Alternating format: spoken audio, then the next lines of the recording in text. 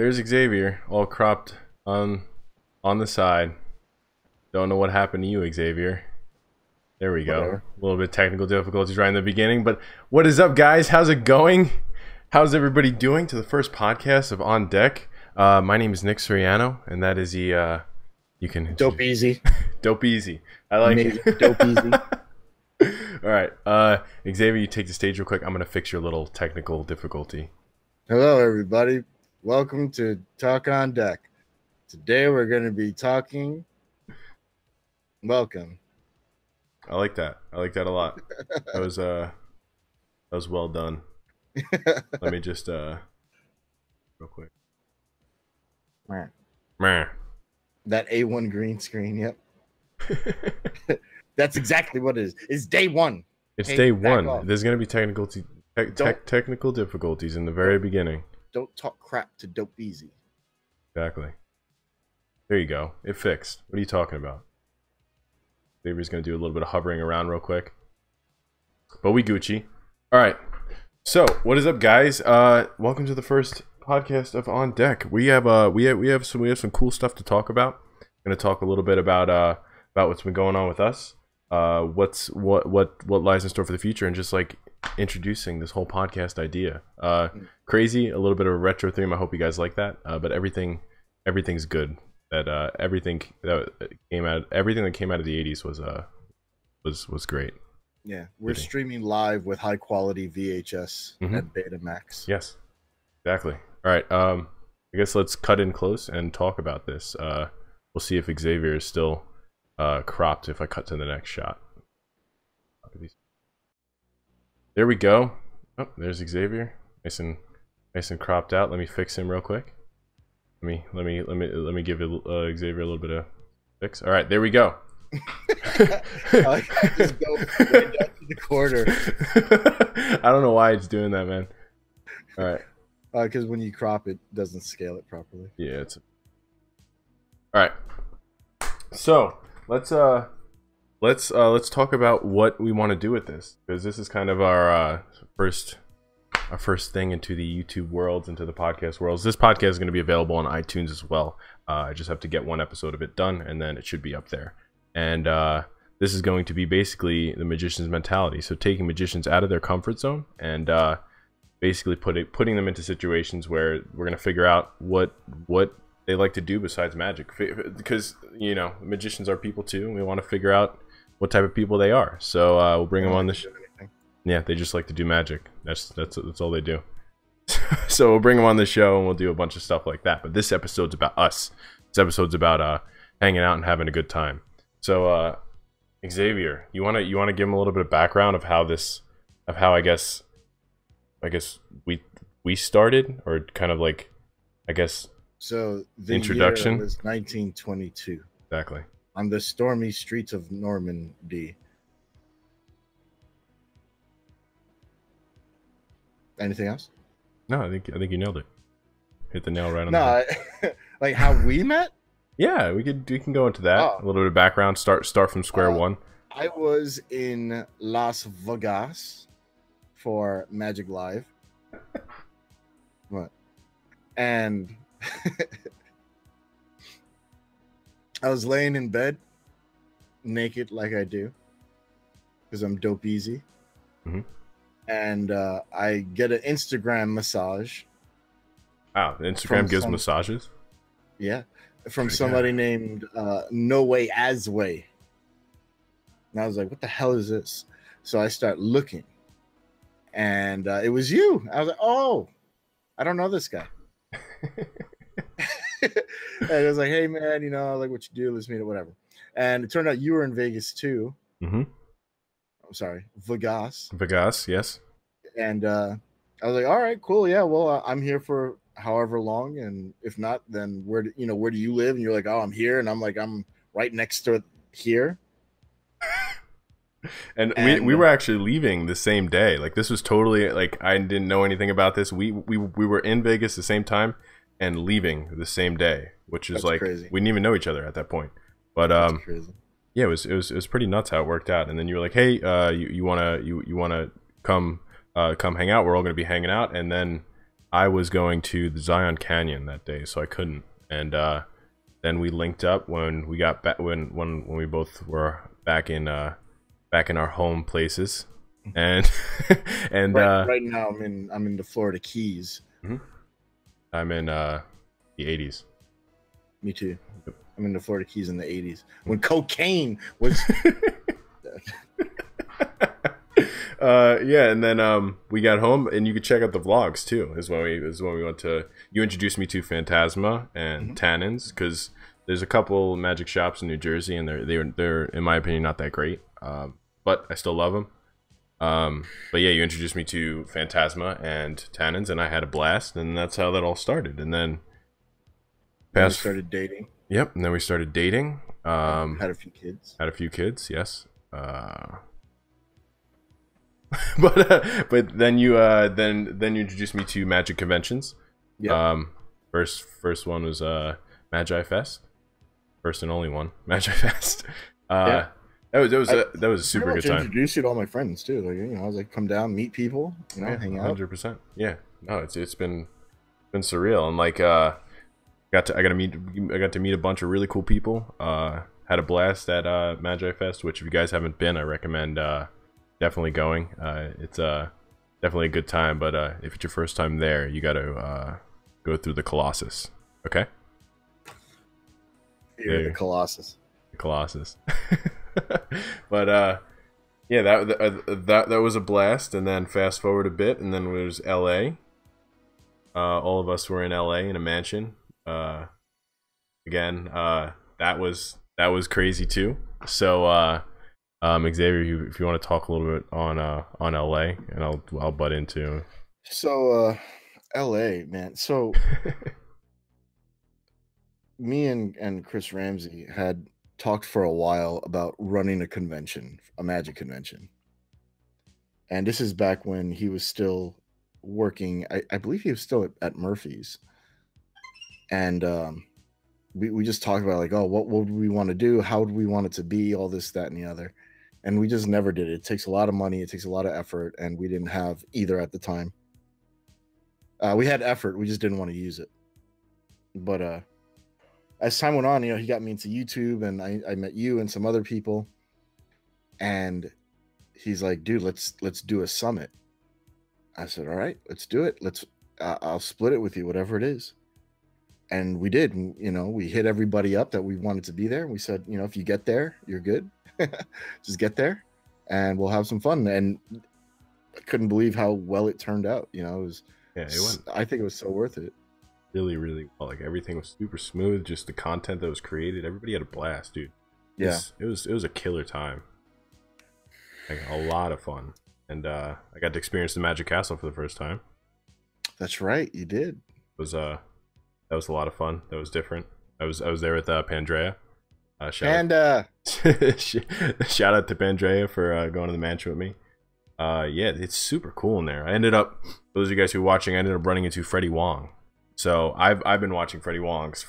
I have an old YouTube channel that I'm not going to say the name of, but it's where I used to do like little shorts and stuff, like inspired by Freddie Wong short films. Like, that's like, he was like, oh, I want to be a YouTuber because of Freddie Wong. And Freddie, if you hear me, follow me on Instagram, bro.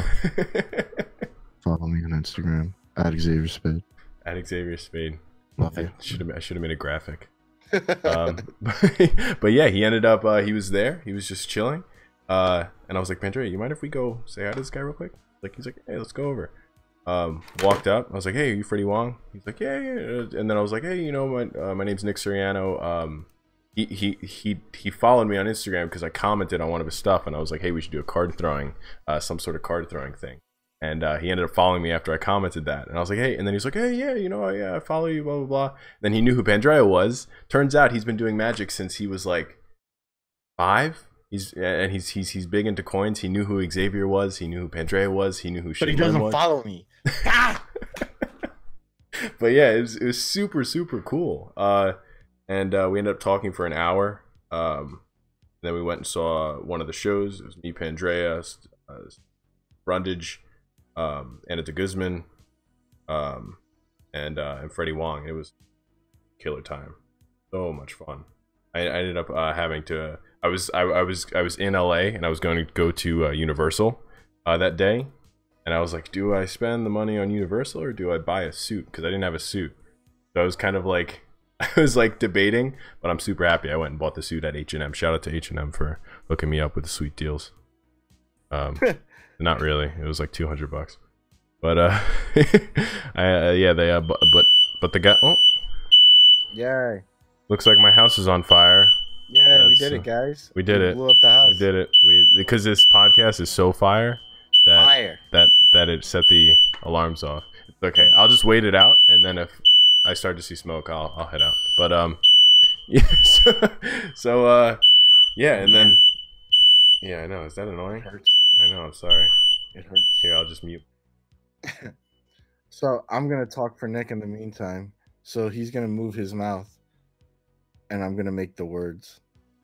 And basically, I'm pretty awesome, and I have fast card throwing skills. And I don't know why people doubt my card throwing skills, but I am the best. I am way better than Rick Smith Jr., and I look better too.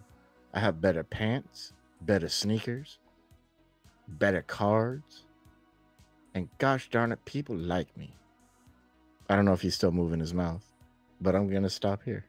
All right, there you go. That was good. The alarm shut off. You covered for me. That was well done. Lost you.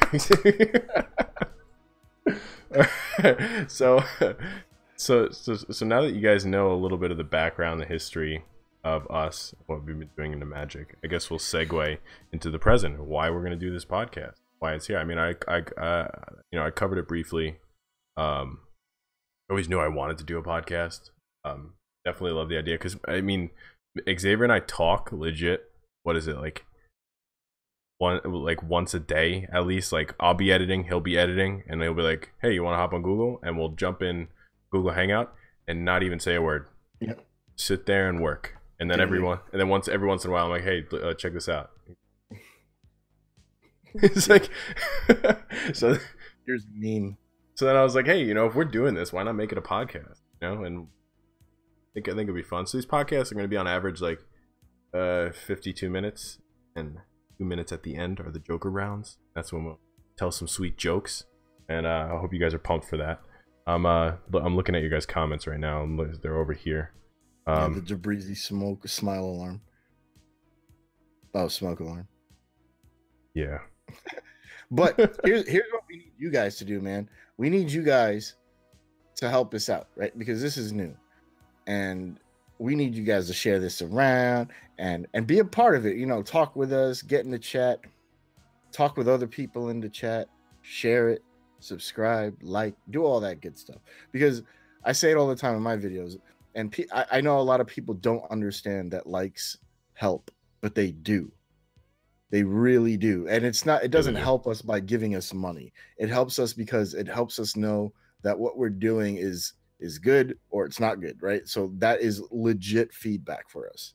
Even if you don't comment, just let us know what you think with that, Although comments let you tell us what we need to do. You know what I'm saying? Exactly. Couldn't have said it better myself. It's it definitely helps, and this is new. Like they were saying, like we don't know how the direction is. We made the graphics. We did this. We're like, hey, let's get up, and this is where we're gonna figure it out. So this is the first episode, and it's gonna be a huge learning curve, and figuring out what you guys want, and what you guys like and what you don't like, and just building the best podcast for you guys. But just so you know, this is not going to be a tutorial cast. Okay. Get what I'm saying, guys? Don't come in here asking how to do a damn trick, because I'm not going to tell you. Neither is Nick. All right, guys. So now we're going to be. All right. So basically, what you want to do. So basically, you want to make sure that your fingers.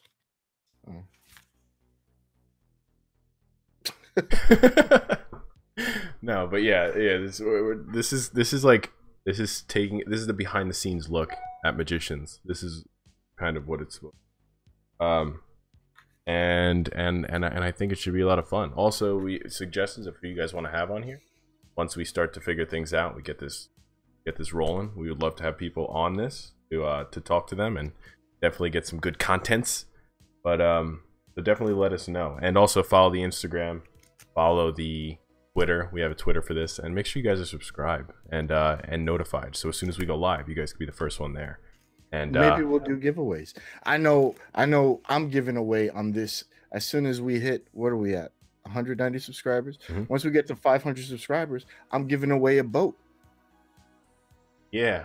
And that way you could drive me around when we're in the Florida Keys. I like it. I like it. Yeah, so you heard it here, folks. Xavier's giving out a boat. I will give out a deck of cards. Yeah.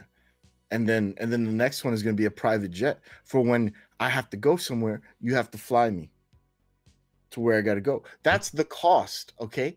I'm not going to charge you the taxes. You just have to be my servant. I'm giving you a boat. I'm not paying for gas either. You know? Yeah, I feel you. Lonely Island boat. That boat's too small, man. We're going like Caribbean cruise line boat. Yeah. Giving away a cruise. One free cruise trip to whoever I don't know. And then once we hit 1 million subscribers, that's when I give away one of my islands. Really gonna give one of your islands away? I'm gonna give away one of my islands. And let me tell you something. It's not owned by the US, so there's no laws. So I don't want to hear anything about like, oh, you know, you're hitting me. It's assault. Not in my country. Getting rid of all salt. Just straight pepper. You have to put pepper on all your on everything. You take a shower, pepper. Yeah. I wish I could fix your choppiness. You know, you're like I could tell you how to do that, but you'd have to redo a bunch of stuff. We'll do it later. Oh. You guys are gonna have to deal with choppy Xavier, right? Well, I'm in the 80s. I am straight from the 80s. So it suits it. So if you have a problem with it, stay in the stream because we need your views. See this? Nobody even knows this is in the 80s yet. Exactly. Because it's coming out next year. Next year. But because I am dope-easus, I have early access. I like that. I'm telling you, next stream is going to be graphic. What's up with the mentality of some magicians and what they think the audience sees?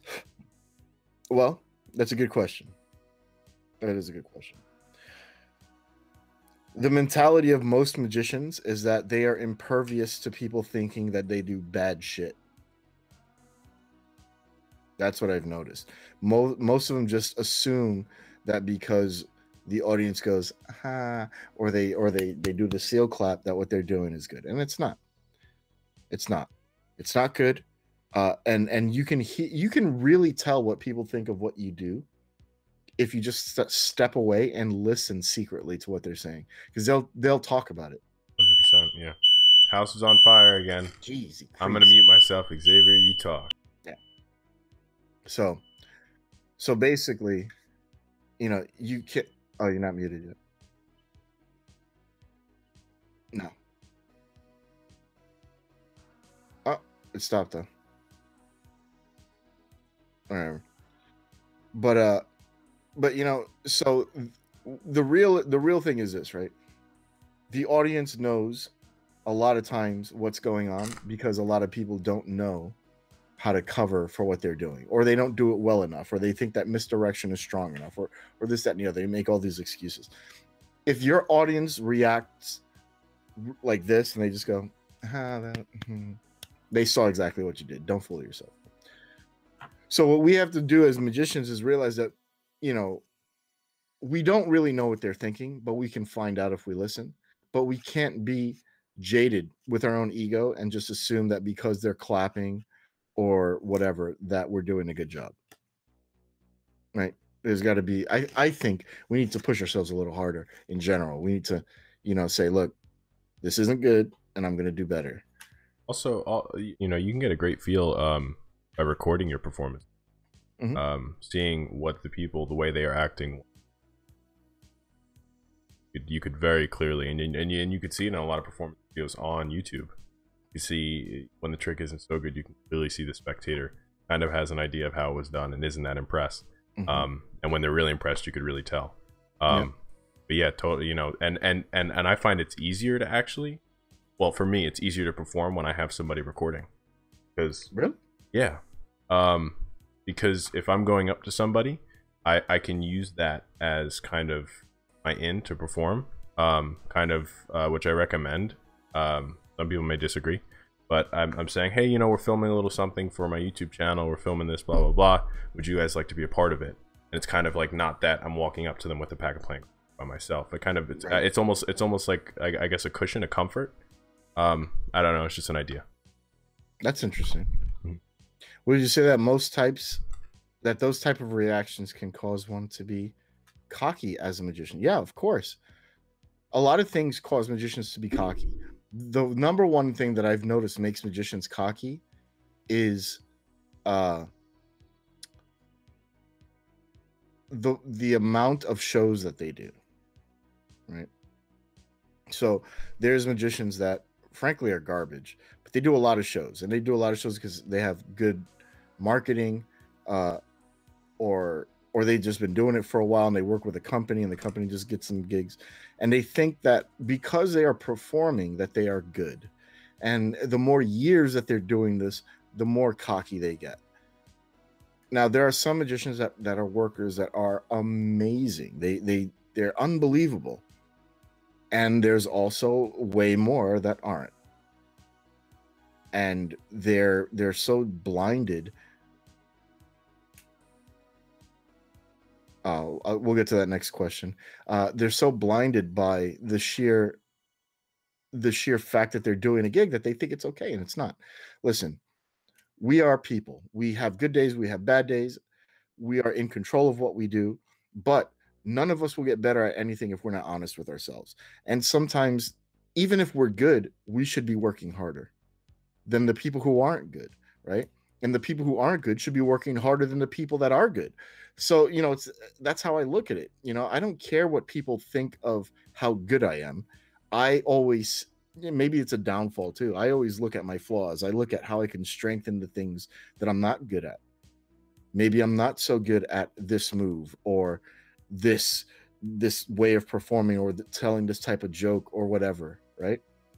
That's what you work on. And to add to that, again, going back to the same thing, recording yourself helps a lot because you can see what's working and what's not. Take some stuff out of your performance that's unnecessary, a lot of lines, and it's perfect. And also, whenever you're practicing, recording yourself is perfect too. Not necessarily standing in front of the mirror and practicing. Recording and saying your patter, performing your trick, finding out the angles. Just recording. I recommend it. Xavier, you can go. Somebody else asked another question. Nic Spade, were either of you cocky magicians, or have you always been fairly humble? I'll let you go first. How do I answer this? Just be truthful, bro. I don't like to think I'm cocky. I personally don't think I'm still in the learning process, which I think everybody is, but I'm still in the very beginning. I was the person who, you know, knew a double lift and one way to control a card, and thought I was hot crap. Hell yeah. But, you know, and no, we can curse. Oh, fuck it. No. I said hot crap because I didn't want to say hot shit. But I wasn't telling you no. You could say whatever you want. It doesn't matter. But I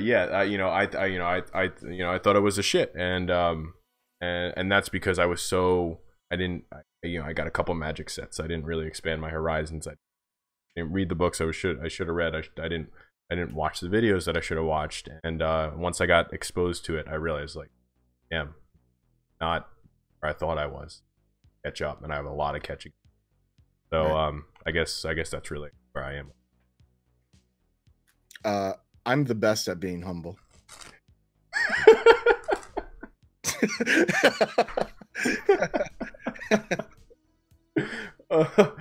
Okay.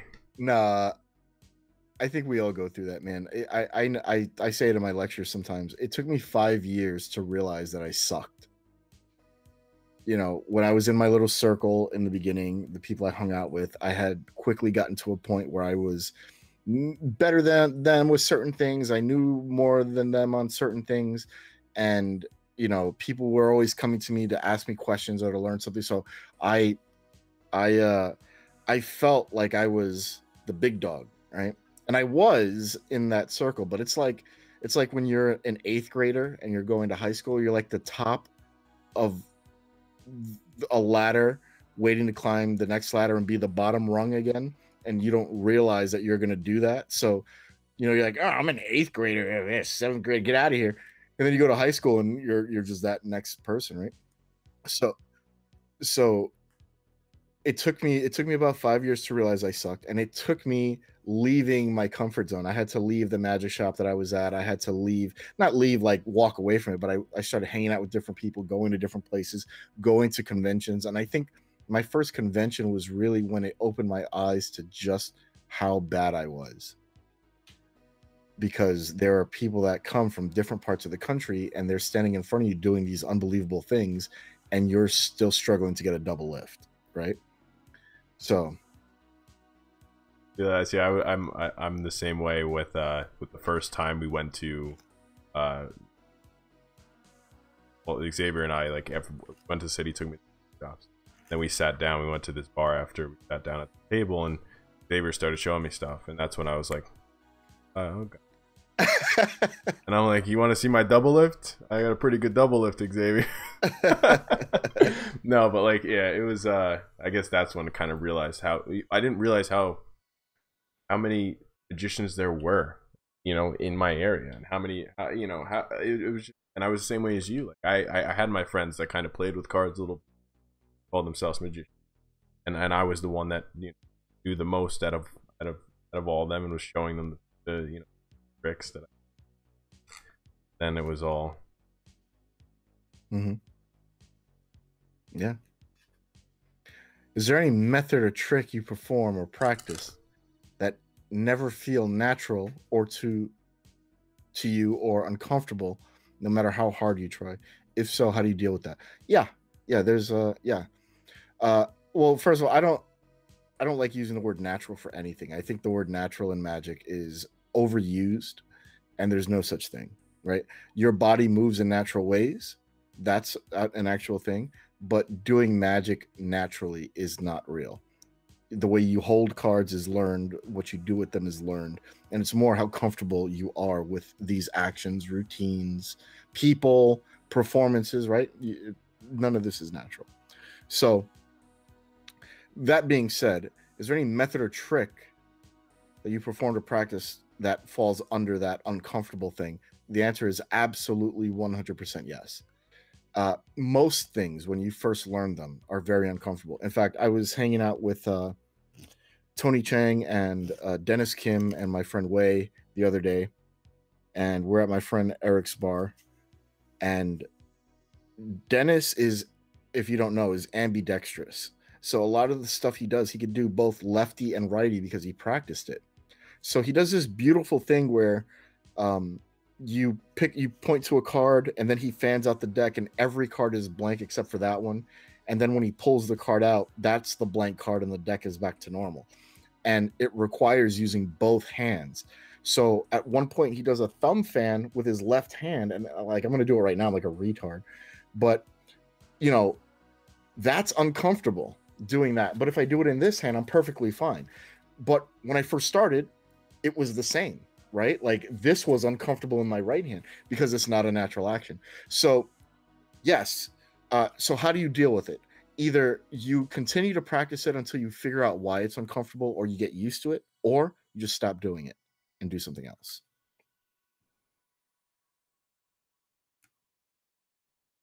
Well said. And sorry. No, it was. But I wanted to add on to that is when I learned Magic since I was, I guess I want to say 5 up until I was around 12. Everything I learned was I held the deck in my right hand. I don't know why I did it. I just always started. I felt more comfortable. So like all of my crappy double lists and stuff, I all did with it. And then I had to learn all over again in my left hand. So I kept some of the stuff in my right hand. Yeah. Obviously I lost it, but it's weird adjusting. I've been practicing things in both hands. Like I use a move called undertow, you know, and I do it in both hands. And you know, it's not an easy move, but I do it in both hands. And I'm actually starting to get back into practicing things with both hands. DPSs, spreads. Believe it or not, a spread is a really amazing thing to practice both lefty and righty, because the type of controls you can do with that, oh god, they're killer if you can spread comfortably lefty and righty. So, you know, understand anything you do new is going to be uncomfortable somewhat. If it wasn't, then it would be a natural thing. You know what I mean? But it's okay. Work through it, or don't, or find something else that works better for you.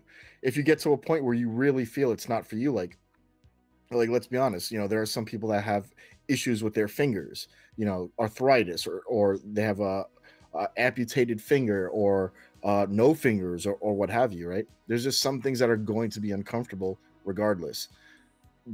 Find something else. You know, there's nothing anywhere that says you must do it this way.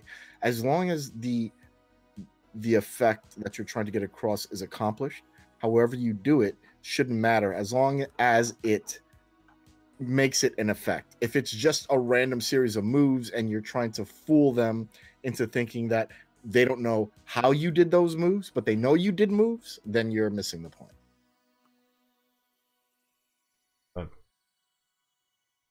Right? I think that's... Yeah, totally.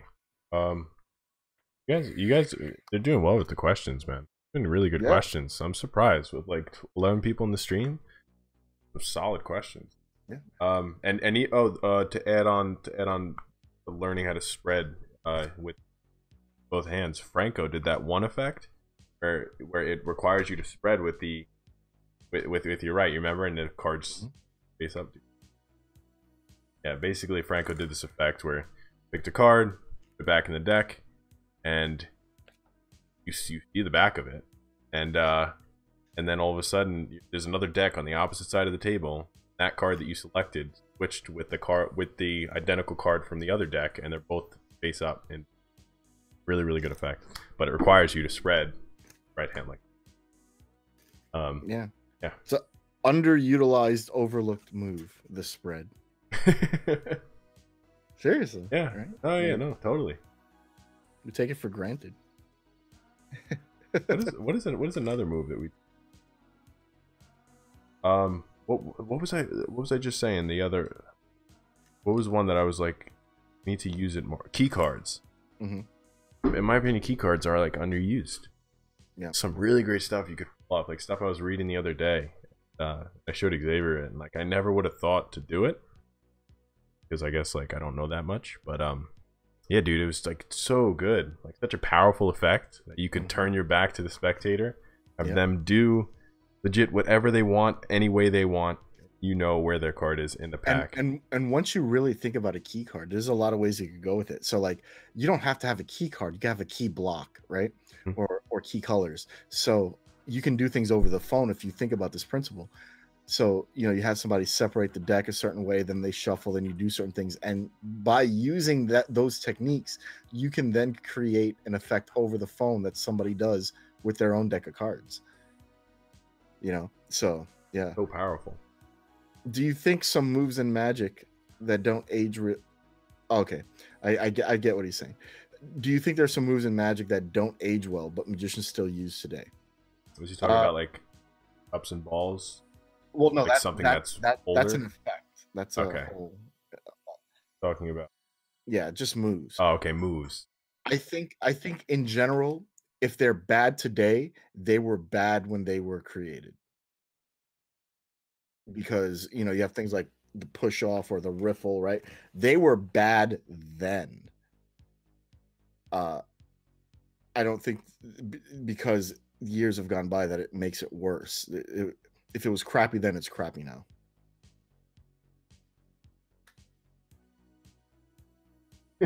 Someone said, "Ask Xavier how you feel about the word layman." I hate it. I hate it. I think I've said this before. I wanted to make a T-shirt that was this mathematical equation, right?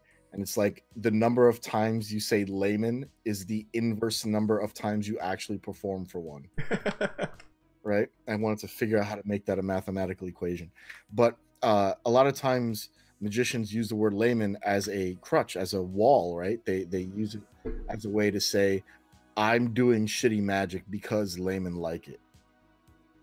Or I don't have to do this because real people, laymen, whatever. And it's all nonsense.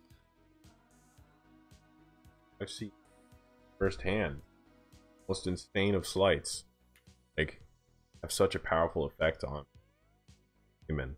You know, when you did Ray's Rise, I've seen you perform it multiple times, or Xavier's Rise. I've seen whatever one you prefer, bro. But yeah, what you I've seen you perform it for you know, multiple times, and multiple has the same effect every time. It's super powerful. Yeah, like.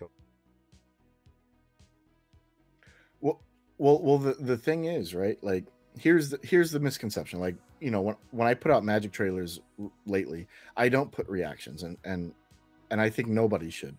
And that's because I could teach you any trick in the world, but that doesn't mean you're going to get a good reaction. There's more to performing than a sleight or a trick or a routine, right? It's about the interaction, how they feel about you, how you approach people. You know, it's this whole thing that people don't look at, right? So realistically, I could show anybody how to do Ray's Rise. Even if you could do it perfectly, that doesn't mean you're going to get the same reaction that I'm going to get, right? Because I interact with people differently. I start the conversation differently. Maybe there's a 15-minute span before that I'm just joking around with them, and they're at a point where they don't care what I do. They're just having fun, you know? So it's a lot of different things. And somebody just said, I'm really digging Garrett Thomas, not only as a person, a thinker. I was wondering, yeah. So before I get to the rest of the question, me and Garrett think a lot alike. We have long, in-depth conversations where we're disagreeing for hours and then realize we're saying the same thing. You know, Garrett is another person that he doesn't like talking about laymen and real people. Everybody's a real person. Everybody deserves an experience. Everybody deserves what he calls that gift. Magic is that gift, right? I call it the moment. You know, it's a moment. But it's literally the same thing that we're talking about. So don't diminish your potential because you're lazy is the point. And, you know, whether you call it a gift or a moment, it's something that can really help somebody in that moment with that gift. And you're cheating people out of it because of your ego. So don't.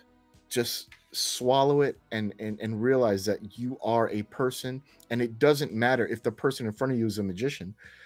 That person wants to experience something too.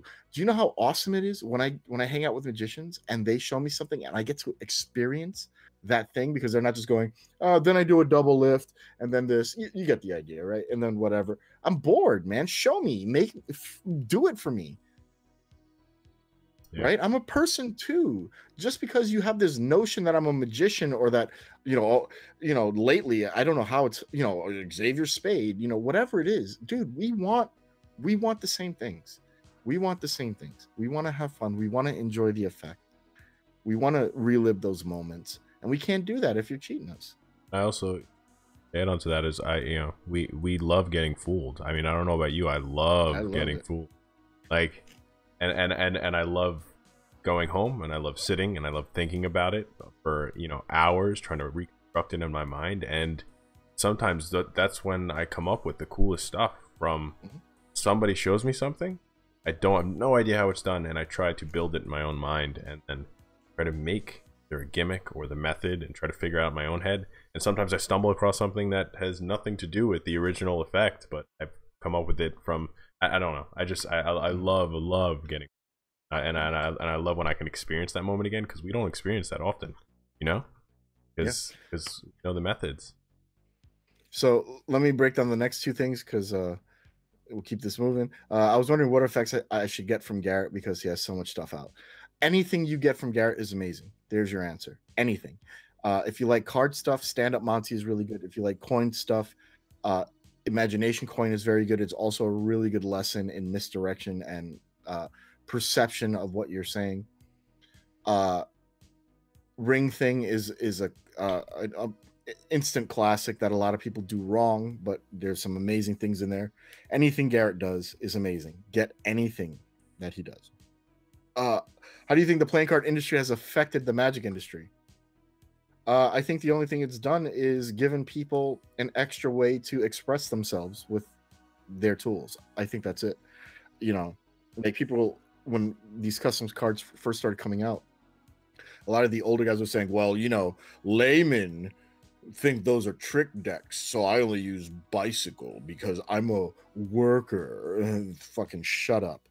It's not true. You know, for years, the airline industry would have custom playing cards. You would go to Target and CVS and all these places and see these custom cards. You'd go to your grandmother's house and she'd pull out an old rusty custom deck from Coca-Cola or something. These cards are not new, and people know about these cards. So the only thing I think the playing card industry has affected the Magic industry with is, I mean, for some people, they call it printing money, because you print the deck of cards, and if they like the cards, you're going to make money off of it. But I like custom cards. I will literally pick cards that will fit my outfit and then make sure I have the right clip around it so that when I pull it out, I feel good about it. Right? I have so many clips. You've seen my clips. I have tons of clips. So I don't think there's a problem with it. I think it has affected it in that way, but I don't think it's a negative way. So, no. Brad said, do either of you loops? I use loops all the time. Love loops. I don't necessarily do make things float in the air. I do love subtle, like I think that's so much more powerful, in my opinion, than levitating. I know a lot of people will just, but I love just having something move a little bit. And well, the thing is, you know, people get wrapped up with floating, but there's a very old saying: you animate, not levitate. Yeah. Right? So animation is always stronger than a levitation, which is why most levitations involve movement. Totally, 100%. I would much rather put a bill on the table, have it move slightly, having my hands like this, than, you know, make it fly up. I don't know. I just find that so much more powerful. Xavier, do you use loops like often? Not often, but I do. I have a lifetime supply of loops. I'm not going to say loops because I don't want to get sued. I have a lifetime supply of invisible elastic thread. That's what I have. But yeah, I use it from time to time. I think, yeah, exactly what you said, man. There's some dope things you can do with it. They say I'm cutting out a bit. It might be your internet cutting in and out briefly. Might also be the compressor I have on it. Take that off. Okay, hopefully that helps. Just let me know if I don't cut out. Okay. Do you feel most magicians lose the passion to connect with people? What would be a reason for how some produce lame tricks? Okay, so I don't think they lose the passion to connect with people.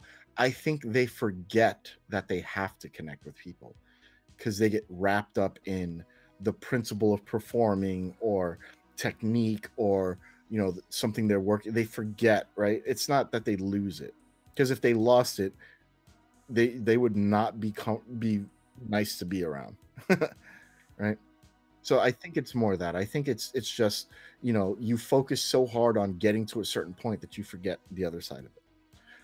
What would be the reason for how some produce lame tricks? Okay, so I'm going to say this openly. Paul Wilson just released a trick with Penguin. and I just watched the trailer, actually just before we started this podcast. And let me tell you something, it looked like a crappy trick. I don't know where he's going with it. I don't understand the point of his actions or movements. It's one of those things that is just kind of being done to be done. And I don't get it.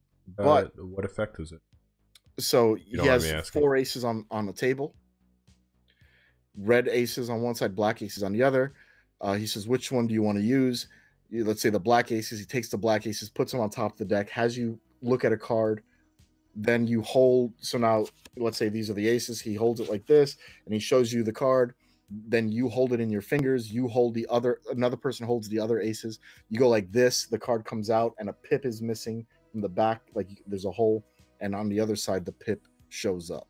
Okay. It's cute. It's not like this is Paul Wilson, you know. Yeah. If anybody knows Paul Wilson's work, he's done some great stuff. I mean, I think he's done some stuff that isn't so great too. There's been some stuff that I thought I created, and the next day he released.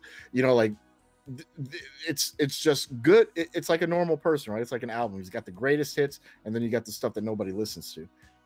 But something like this, I just don't think is up to Paul's standard, in my opinion. Yeah, I definitely got to check it out. Oh yeah, dude. I keep like I feel like I'm just keep saying yeah, because like, I like wisdom and not Xavier. Thoughts on Joe Christ? I don't know, man. Apparently this guy is one of the best. I just don't like his attitude. I've seen him comment on things on people, and I don't think he should comment that way. I don't think he has the freaking right to be honest.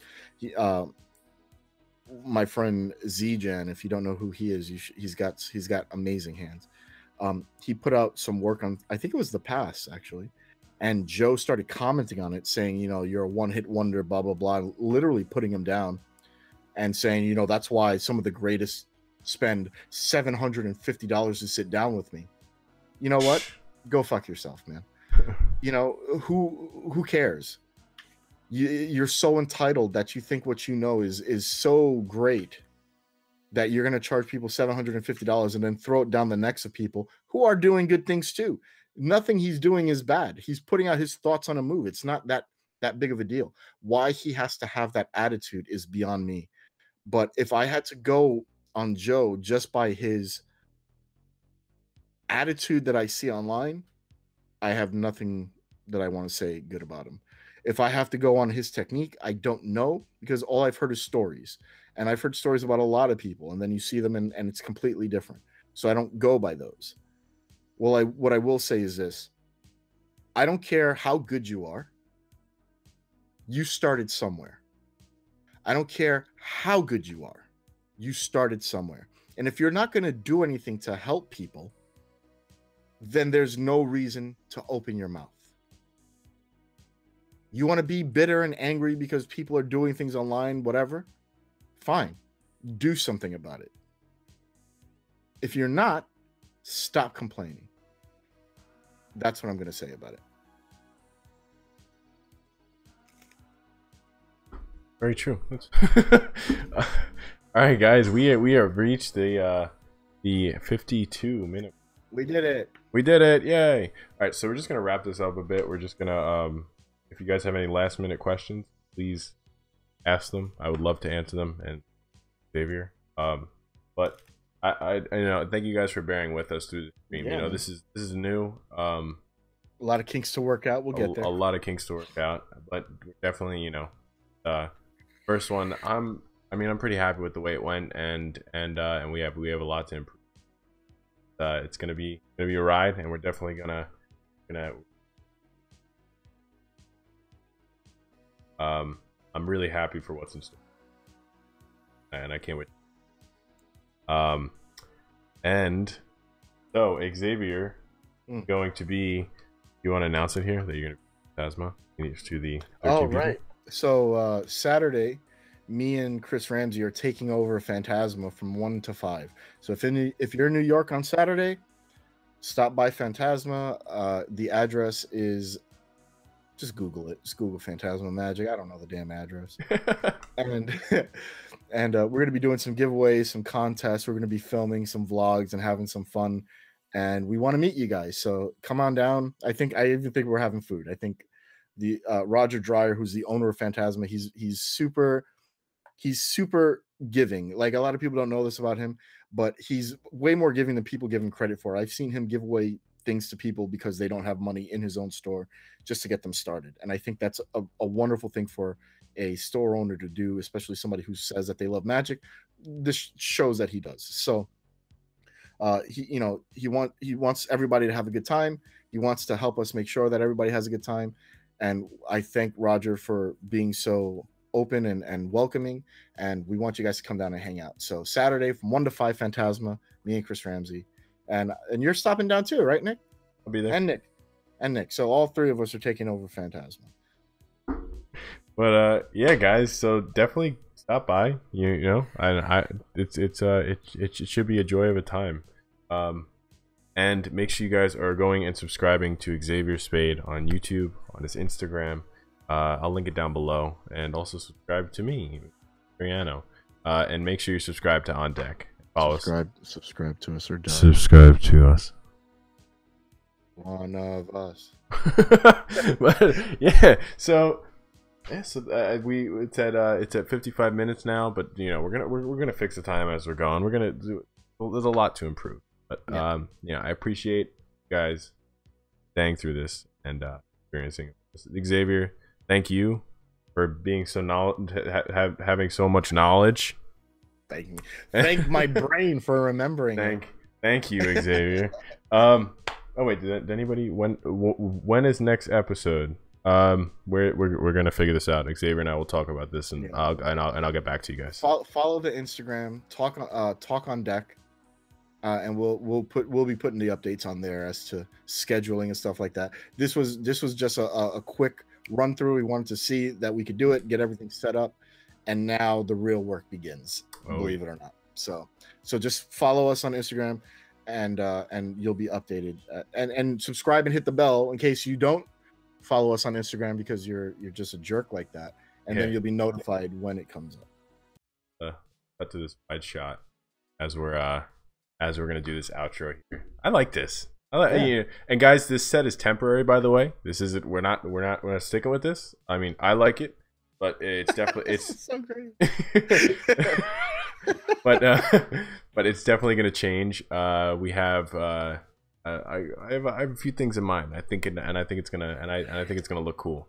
But it'll do for now. So guys, thank you so much. Thank you for sticking with us, and we will catch you in the next podcast. Go subscribe, like, comment, all that good stuff. This is Nic Suriano and Dopeezus signing off. I'll catch you guys next podcast.